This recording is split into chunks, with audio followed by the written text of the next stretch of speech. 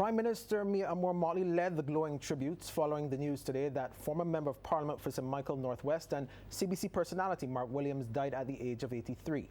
Now, CBC News understands he passed away at the Queen Elizabeth Hospital in the early hours of this morning. Mr. Williams was a former sales representative here at the CBC and was also the host of the long-running program Looking Back on Q100.7 FM. In her tribute, Prime Minister Motley described Mr. Williams as a boss at sales, a show promoter at the top of the class, and a politician who could hold his own against the biggest names. She said he lived to showcase the Bajan culture and was a social influencer long before social media was even conceived. When expressing condolences on behalf of the government and people of Barbados, she publicly thanked him for the support he has given to her and the Barbados Labour Party over the years. Prime Minister Motley says while she readily admits that his independence of spirit led him to be publicly critical when he felt it necessary, she also confesses that it has helped to sharpen her focus, and for that she will always be indebted to him. Now, in his tribute, veteran journalist and promoter Al Gilks recalled when he and Mr. Williams teamed up to promote events back in the 60s and 70s, noting they were able to bring in some very big names at the time. Mr. Gilks adds that since then he has maintained a close ties to Mr. Williams' family, so he was aware that he had been ailing in recent times.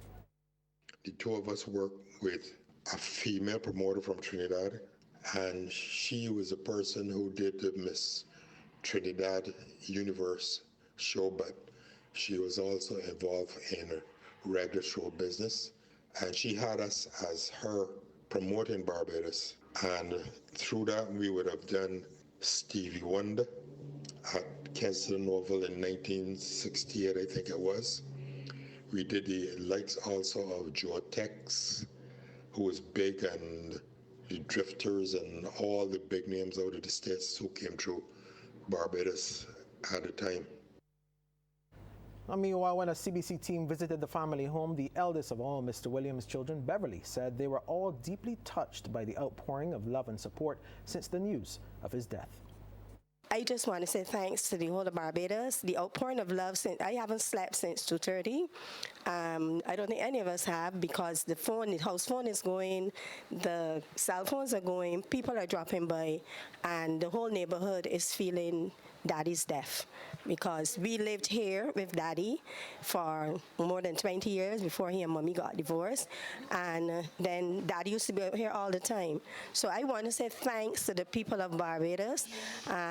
Mia Moore-Motley, I saw something she wrote, the Prime Minister, and a lot of people have been sending things, and they say you don't know how much some person is loved until they die. Even Jesus got that.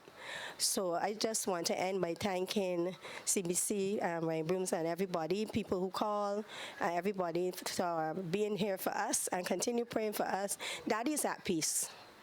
He's at peace. He lived 83 years, and he's at peace. He got to see his grandchildren, and most of his grandchildren, and he got to get a great-grand.